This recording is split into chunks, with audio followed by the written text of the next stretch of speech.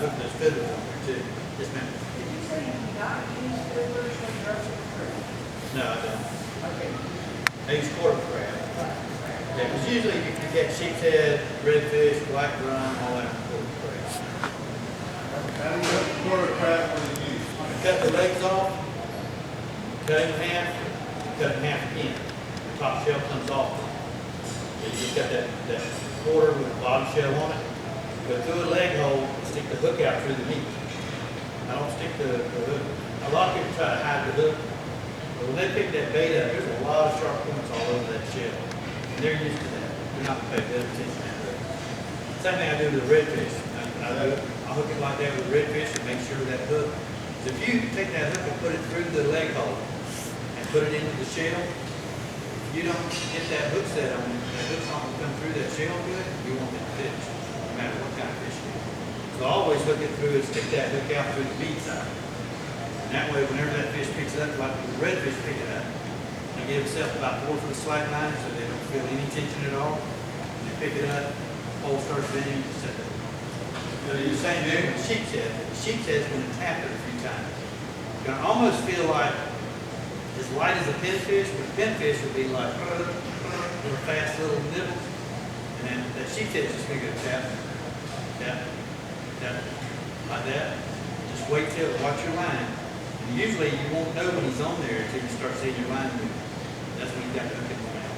That's when you get it. Quarter crab still on the jig head or still On the jig head. Yeah, on the jig head. We're catching them. We're catching them now. We're looking at the little, like, we have redfish fishing at a drop-off. I mean, flats, and there'll be a little roll-down drop-off right there. As long as there's some hard bottom in there.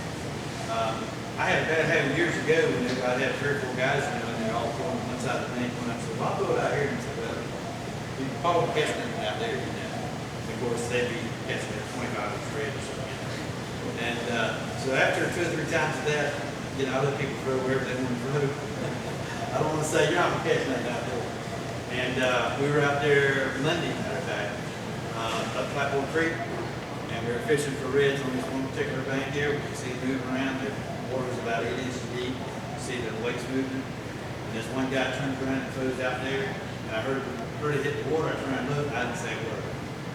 And he had already caught 2 reds. He was trying to give the other guys a chance to catch something, you know. And next thing I knew, his drag screaming, you know. He got a 9.5-inch sheep. Here we are, the creek's about 150 foot wide. We've caught several big sheep in the creeks. We've up to 10.5 pounds. Our biggest one so far this year is 10.5 pounds. But, And there are any creeks all during the year? yes, usually not that big. Usually your big females are offshore. See, the El Cheapo was Jackson Offshore Sport Fishing Club actually started this tournament to give their members something to do in the wintertime, a fish to target. Most of your big sheep's head was offshore, so they would catch it, you know, and that's why they started the tournament. Then it got to be a big thing. The winter has been now is being caught around the jetties. One time up there around the Dance Point Bridge, so one of them.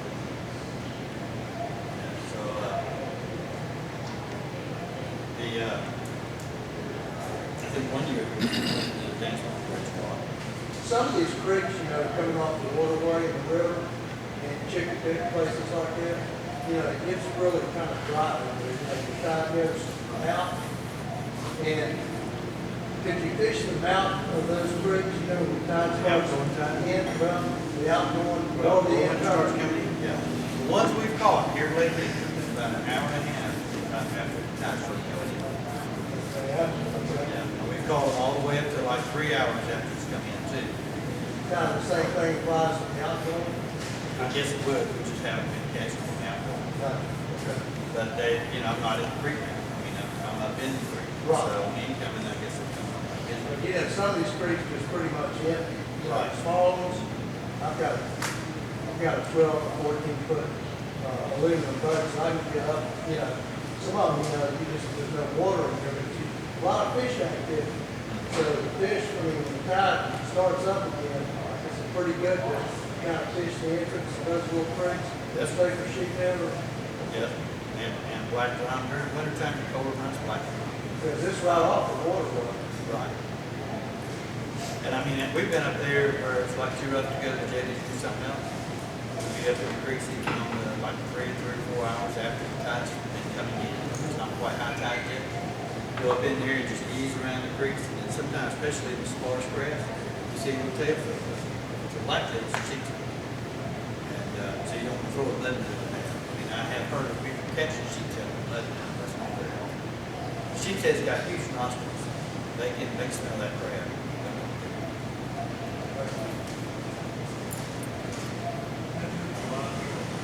Live shrimp, I pitch your tail on, go to the water, go keep it, take from the tail, like you would just a piece of dead shrimp, go up, straighten the shrimp out, come down to the legs. That way it's like the legs.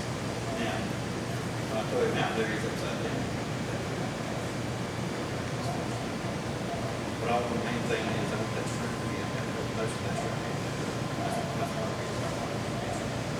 I like big shrimp. I'm trout fishing, float fishing, trout and stuff. I'm fishing like that. That's my small shrimp. Boy, body dead shrimp, if it's fresh, Yes. small piece. Got knocked up on yesterday at the jetty, so field trap.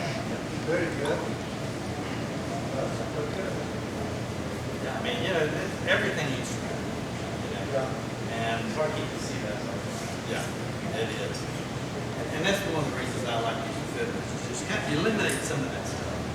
Right. You don't eliminate all of it. You still catch a toadfish, you still catch a blenny, you still catch a sea bass. But eliminate a bunch of that. Yes, sir. Hey, Vic, how close do you really have to get to the rocks? Because I have like a deep feed, like a 22-footer. I ain't trying to tear the boat up. Yeah. I usually, when I anchor up, I'm usually looking at my boat as 20, 22, 23 feet. Okay, those rocks slope out a lot. They come out about 30, 35 feet away from the side of the jetties on each side.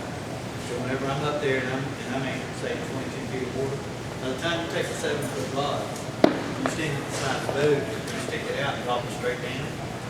You're probably in, 12, 16 foot of water, which is just about right. If you're a little bit further than that, you might pitch it over a little bit more. The thing about pitching it over, like I say, if you're in current, it's going to be harder to get that jig to stay in one spot. Because when your crossways of the current, like this with that line, it's going to have a tendency to pull. Whenever you're sitting there and you're in current, you can drop it straight in off the chip. You'll see that jig head go back some, but then you'll see your line slow down coming off the reel. That's when it stops. When you're in hard current, that line's never going to stop coming off that reel. It's still going to keep coming off that reel until that current take every bit of the line off. Now, one of the good things you can do is take these little split shots, which I got to put some of these in the tackle packs too. These little split shots like this. I say little, I get the biggest ones I can get. And sometimes I'll take that split shot, put it on the line, right there at that jig, and make that like twice the weight. That way I don't want to put it up too far. When I first started trying to use smaller hooks and stuff to catch these sheephead more often instead of like 5 a day or something out there, I started using a rig like this. And that's a number 2 raw hook, a split shot. So I would drop it down, like normal people thinking, okay, you put your leader on and all that from your weight. And so that's why I started doing it like that. And I'd catch a few more like that. And then I brought it down because I bring my hook up and not have a fiddler sometimes, so I brought it down a little closer. Catch a few more. Bring it down a little closer. Started catching it real good. So I talked to this guy named Williamson and I said, I can't find a jig head. Usually if you find a 1/4 ounce jig head, it's got a big hook on it, like this. So I want a little number 1 hook with a 1/4 ounce weight. So he took one of his molds and made it like that. And he gave me about 30 of them. He made me about 30 of them. He gave me to use. And I took them out there with some customers. I mean, not just me. I took them out there with some customers. And I called him that night and I said, I want 500 of them. And he's like, what? So he started selling these from Fernandina to St. Augustine. He was doing pretty good with that. So now, I've been looking for him again. When he told me he was going to stop doing it, I went and bought a couple thousand of them from, what he had in stock. And Now, like I say, these right here that West Marine says, see, they got the same kind of lid on it all, smaller hooks. Matter of fact, I think this one here. That was just a little bit larger, but it's not like one of these. Yeah, see that big difference? You all see that? So, I mean, that's quite a bit of difference. And I've never had a sheet head. I mean, I don't use sheet head hooks. I don't like them. I don't like the thickness of them. To me, I mean, they've got to go through and hook that fish either, in the mouth between those teeth, between their molars inside and all that. So, I mean, which makes it a little harder to try to do when you've got a thick hook. So I like the small hook, yeah. We're talking about using quarter crab in the creek. Yes, You still use like a one-off hook? I use that big jig because I'm using it for what? I'm using that big jig because I'm still fishing for redfish and blacktop and all that. Sheep's head's just been a bonus up there in the creek. Okay. Now, whenever I'm fishing for them in the summertime, when they're tailing on the oyster beds like I was talking about, that's when I'll use small shrimp, and I'll use that small hook, that small jig at the end, because I want that small hook in there whenever it starts to like a shrimp. But if I'm specifically targeting sheephead, I'll use that small hook.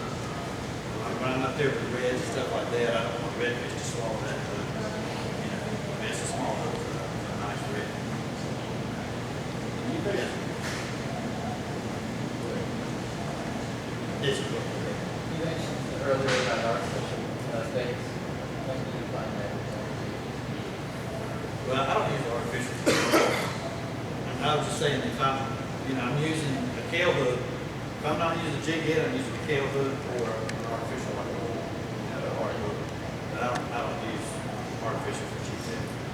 I mean, they make these little crabs and different things. They make also the, what do you call them, sand fleas.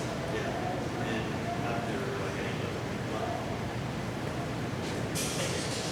Don't catch them, they put feathers down and stuff like that. Yes. The little jetties and where the river and the waterway meet, I see a lot of people out there, I guess they're catching sheephead. Yes. You fish that much? Yes. Can you tell us anything about that little area?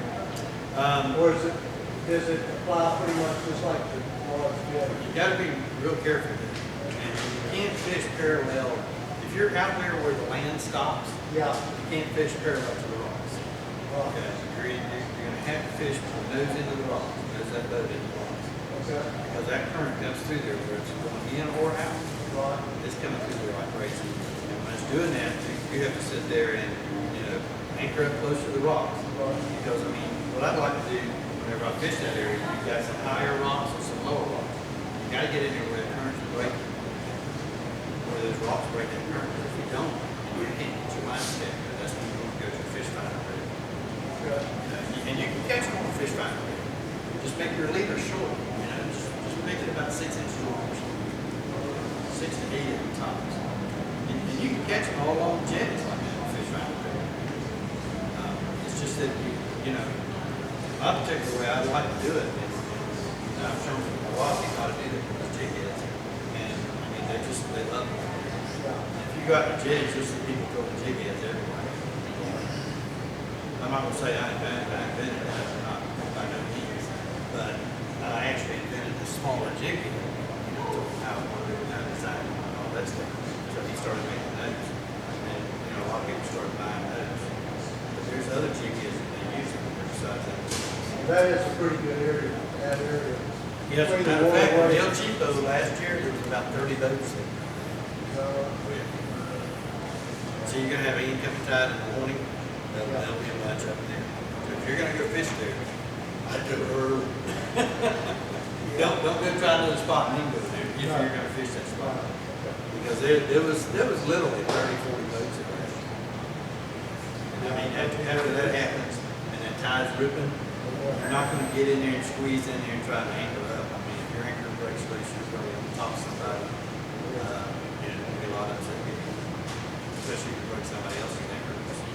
I had that happen a lot of times, we see us catching fish. Yeah. Come in, try to anchor right in front of me, direct the drag force line, pulls us, everything, everything. Yes, sir. Listen to your sheriff, you mentioned that you attend waterways. Yes, sir, that's for waterways commission. So you were talking about the little jetties. I heard, I think it's been about a year now. They were talking about ripping all that out, rebuilding, redesigning that whole confluence area. They're gonna come around, like those rocks, they're gonna come around and turn, go inside the coast, a few hundred feet. Then on the chicken pit side, they're gonna rebuild that whole side and put rocks up about 600 feet up in the coast. Come all the way back down to St. John's, go about 600-700 feet down They're there. still on that. Oh, yeah, They're gonna take out that line road, under some earth rock that goes all the way out to the I don't know where that point's gonna be. I mean, I've got pictures of it, it's been probably 2 years since I've looked at it. You can get on the Army Corps of Engineers website and look at the exact picture of what we're gonna do. I guess that's where I copied it. And printed it. It shows exactly where the option's gonna go. So they're gonna have rocks on both sides, which is, you know, it's gonna mess it up a little bit, especially that flammable bank over there. It's gonna mess up the flammable bank for a while, but I mean, it's just gonna improve fishing.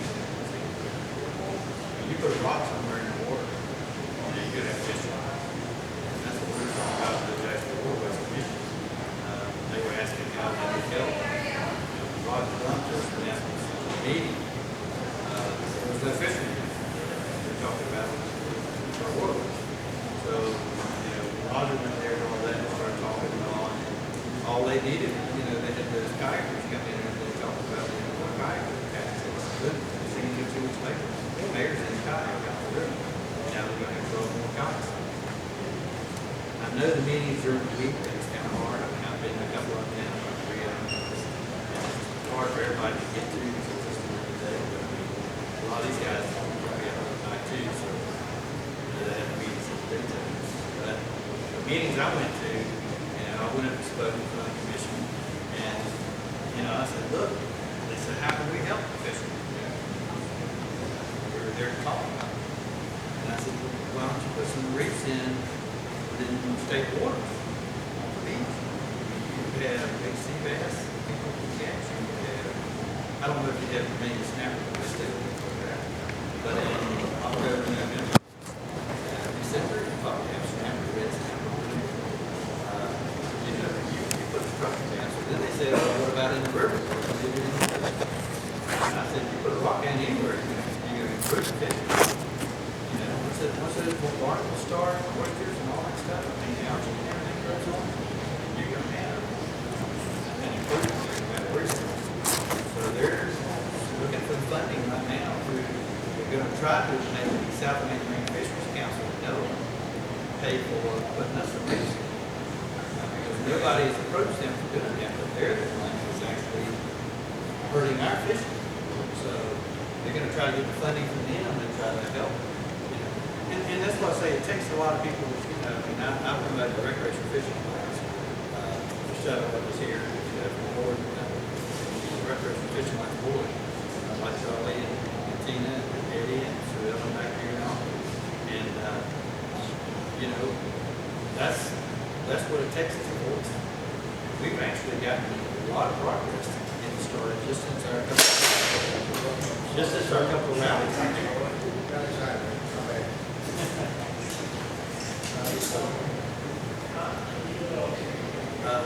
And that's what it takes is people to step up and say, because we've gone in the past and gone, the last 3 years has been the best resident fishing we've had since the 70s. But it's fun.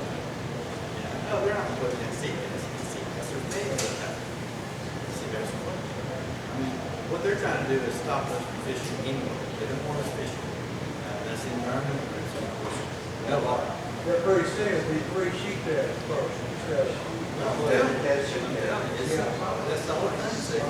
And there'll be a limit on toadfish and croakers. I mean, if they knew that toadfish tastes as good as it does, they'll put a limit. I was just asking if there's a way to make those fish much Yes, sir, it is. What's good about it? Take by the head, skin him around behind the head, pull it like it's with a freshwater catfish. That's what it is. It's 31 fish better than sea. I'm not ashamed to say it, I mean, and even in the wild, but I mean, they're pretty good there. You don't catch them. There's not much meat on that. Actually, it's a pretty white meat, and they're good. Fair, they all have big old head like that. Yeah, I mean, they eat clams, crabs, oysters, sardines, they eat good stuff, you know, that's what makes the sheephead so good. That's just like me, I like black drum around the rib. Black drum is the same thing as sheephead. I mean, their taste here is rib. I mean, redfish, you don't need bones. Going down the water for 2 years. Not 2 years, I mean, you know, I meant to say 2 days. But, you know, redfish is a scavenger, it's a lot of things scavenger. Drum, to me, the black drum just doesn't get the attention it should. It's not a sport fish. You usually can't catch them on artificial. You're not going to show the top of the wood. Not to catch too many black drum on top of the wood. Yes, sir. Vic, I ran into you out there one time, I showed you a fish that I had, you told me it was margate or margate? Margate, black margate. Looks like a cross between a sheephead and a black drum. Very good to eat. Yeah. Well, sheephead bone too. Yeah. You ever eat a sheephead? Crab in the sea. One of the best food fish out there. But they're bony also. Ringtail pork. A lot of people ignore the ringtail pork. They're just like sheephead. They're meant to have sheephead pork. But, you know, there's several different ways to catch them. I like doing it this particular way myself. The reason I like doing it that way is because I can feel them better. People, you know, to feel them better. And it seems like the fellas have an easier time catching them than you feel them. So the reason the jig is, like I say, as soon as they touch them, you feel it. And you may not get the timing down just right. You may get through 20 feathers. A lot of people usually get through about 10 or so. Once you get that timing down and you pick that thing up, I mean, you can feel him on there and just, you can really catch the sheephead like that. I mean, I've got some pictures, I didn't bring my boards and all that stuff. My stuff here. Unless y'all be saying what's up before and seen the pictures up here. But on my website, I mean, I got some boards on there. It's got, you know, 35, 42, 46 sheephead hanging on the board. The best I've done is being this one customer of mine that catching with me. We went out there one day. It was the first week of April. We voted 68 of them by about 11:15 because I called them in the Times Union paper again and called everybody. I called in the Times Union paper. We had 68 of them voted. We actually totaled that day. We actually totaled 74 before we fished the red. Because we couldn't keep that. We didn't keep about 10%. Yes, ma'am. 12 inches. Pinch the tail.